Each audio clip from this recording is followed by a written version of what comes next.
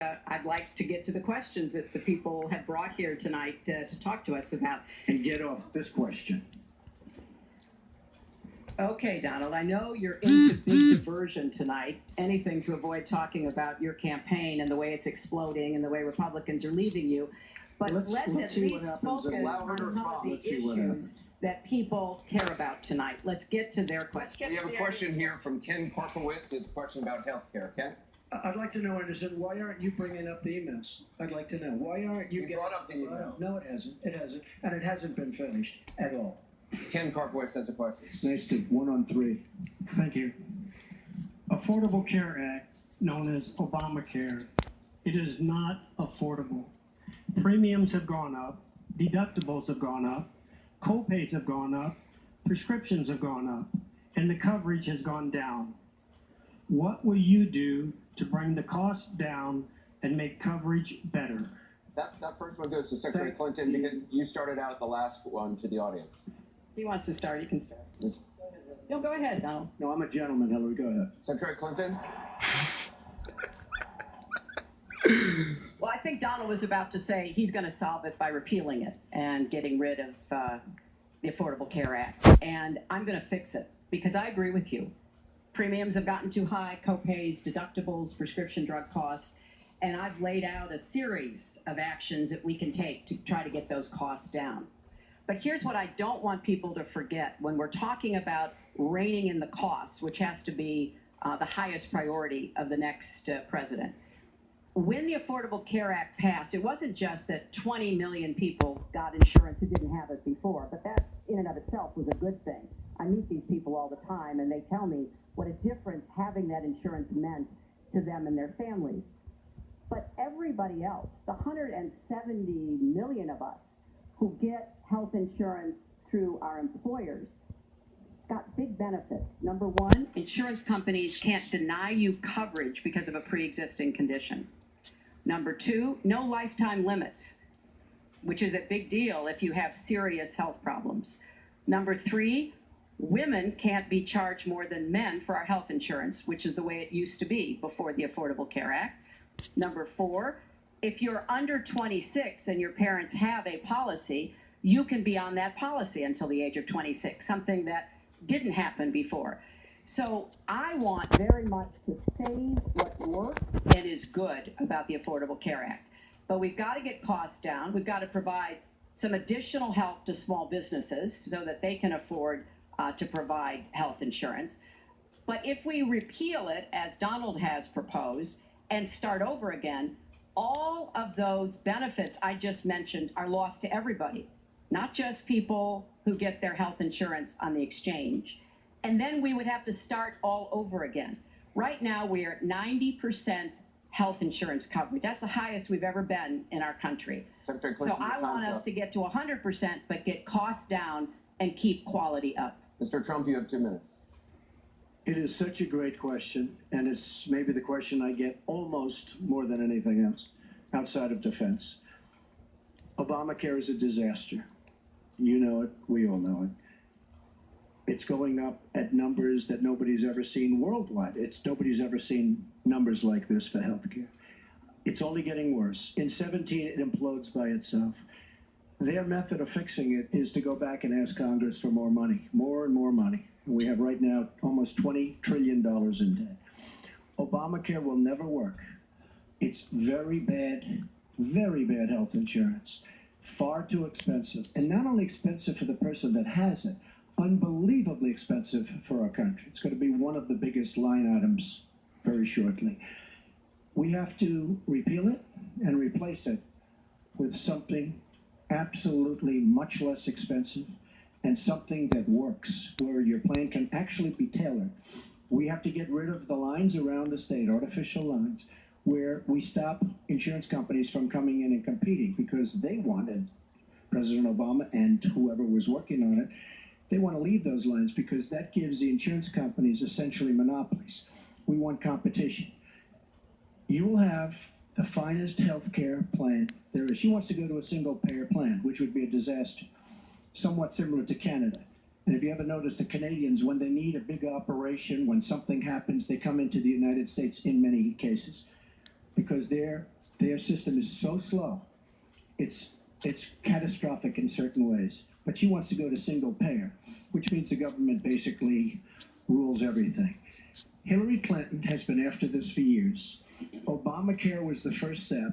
Obamacare is a total disaster.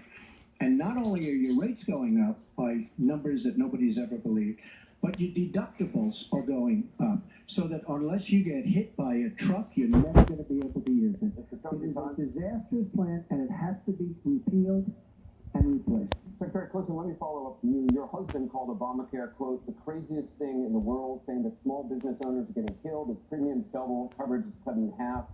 Was he mistaken, or was his mistake simply telling the truth? No, I mean, he clarified what he meant, and it's very clear. Look, we are in a situation in our country where if we were to start all over again, we might come up with a different system. But we have an employer-based system. That's where the vast majority of people get their health care.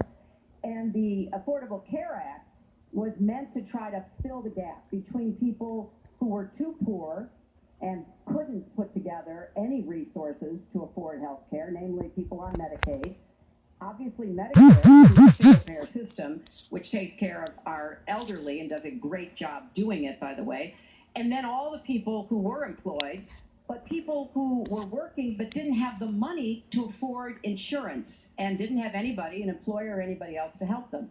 That was the slot that the Obamacare approach was to take. And like I say, 20 million people now have health insurance. So if we just rip it up and throw it away, what Donald's not telling you is we just turn it back to the insurance companies the way it used to be. And that means the insurance companies get to do pretty much whatever they want, including saying, look, I'm sorry, you've got diabetes, you had cancer, your child has asthma. Your time is up. You may not be able to have insurance because you can't afford it. So let's fix what's broken about it, but let's not throw it away and give it all back to the insurance companies. Let me follow up with you, Mr. That's not going to work. Mr. Trump, let me follow up on I this. just wanted just one thing. First of all, Hillary, everything's broken about it. Everything.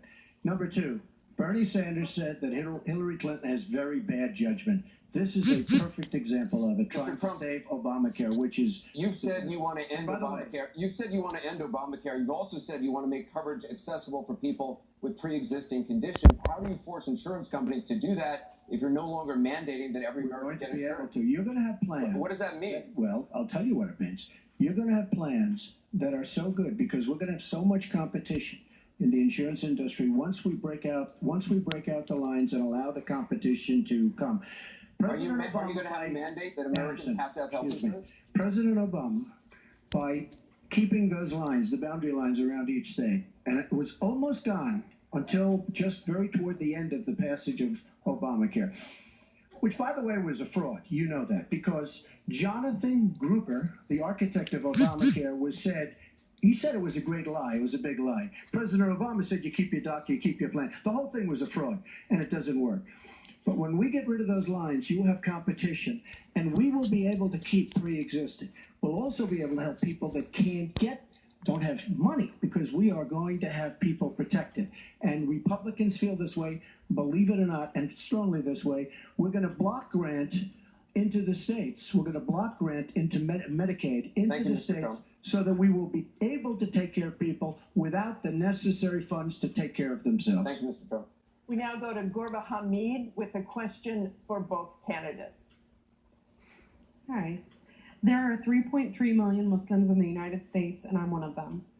You've mentioned working with Muslim nations, but with Islamophobia on the rise, how will you help people like me deal with the consequences of being labeled as a threat to the country after the election is over? Mr. Trump, you're first. Well, you're right about Islamophobia, and that's a shame. But one thing we have to do is we have to make sure that, because there is a problem. I mean, whether we like it or not, and we can be very politically correct, but whether we like it or not, there is a problem. And we have to be sure that Muslims come in and report when they see something going on. When they see hatred going on, they have to report it. As an example, in San Bernardino, many people saw the bombs all over the apartment of the two people that killed 14 and wounded many, many people. Horribly wounded. They'll never be the same. Muslims have to report the problems when they see them. And You know, there's always a reason for everything. If they don't do that, it's a very difficult situation for our country. Because you look at Orlando, and you look at San Bernardino, and you look at the World Trade Center, go outside, you look at Paris, look at that horrible, these are radical Islamic terrorists. And she won't even mention the word, and nor will President Obama. He won't use the term radical Islamic terrorism. Now, to solve a problem, you have to be able to state what the problem is, or at least say the name. She won't say the name, and President Obama won't say the name, but the name is there. It's radical Islamic terror. And before you solve it, you have to say the name. Secretary Clinton. Well, thank you for asking your question. And I've heard this question from a lot of Muslim Americans across our country. Because unfortunately, there's been a lot of very divisive, dark things said about Muslims. And even someone like Captain Khan, the young man who sacrificed himself defending our country in the United States Army, has been subject to attack by Donald. I want to say just a couple of things. First, we've had Muslims in America since George Washington. And we've had many successful Muslims. We just lost a particularly well-known one with Muhammad Ali. My vision of America is an America where everyone has a place. If you're willing to work hard, you do your part, you contribute to the community. That's what America is. That's what we want America to be for our children and our grandchildren. It's also very short-sighted and even dangerous to be engaging in the kind of demagogic rhetoric that Donald has about Muslims. We need American Muslims to be part of our eyes and ears on our front lines. I've worked with a lot of different Muslim groups around America. I've met with a lot of them, and I've heard how important it is for them to feel that they are wanted and included and part of our country, part of our homeland security, and that's what I want to see. It's also important, I intend to defeat ISIS, to do so in a coalition with majority Muslim nations. Right now, a lot of those nations are hearing what Donald says and wondering, why should we cooperate with the Americans? And this is a gift to ISIS and the terrorists, violent jihadist terrorists. We are not at war with Islam. And it is a mistake, and it plays into the hands of the terrorists to act as though we are. So I want a country where citizens like you and your family are just as welcome as anyone else. Thank you, Secretary Clinton. Mr. Trump, in December, you said this: Donald J. Trump is calling for a total and complete shutdown of Muslims entering the United States until our country's representatives can figure out what the hell is going on. We have no choice. We have no choice.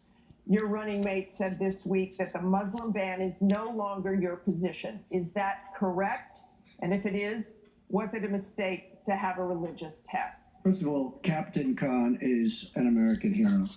And if I were president at that time, he would be alive today. Because unlike her, who voted for the war without knowing what she was doing, I would not have had our people in Iraq. Iraq was a disaster. So he would have been alive today. The Muslim ban is something that in some form has morphed into a extreme vetting from certain areas of the world. Hillary Clinton wants to allow And hundreds why of did it thousands- morph into excuse- that? excuse No, me. did you? No, answer the question. Why Do don't you you still interrupt believe? her? You I interrupt do. me all the time. Why don't you Would you interrupt her? please explain whether or not the Muslim ban still stands? It's called extreme vetting. We are going to areas like Syria where they're coming in by the tens of thousands because of Barack Obama, and Hillary Clinton wants to allow a 550% increase over Obama. People are coming into our country like we have no idea who they are, where they're from, what their feelings about our country is, and she wants 550% more. This is going to be the great Trojan horse of all time. We have enough problems in this country. I believe in building safe zones. I believe in having other people pay for them. As an example, the Gulf states who are not carrying their weight, but they have nothing but money, and take care of people. But I don't want to have with all the problems this country has and all of the problems that you see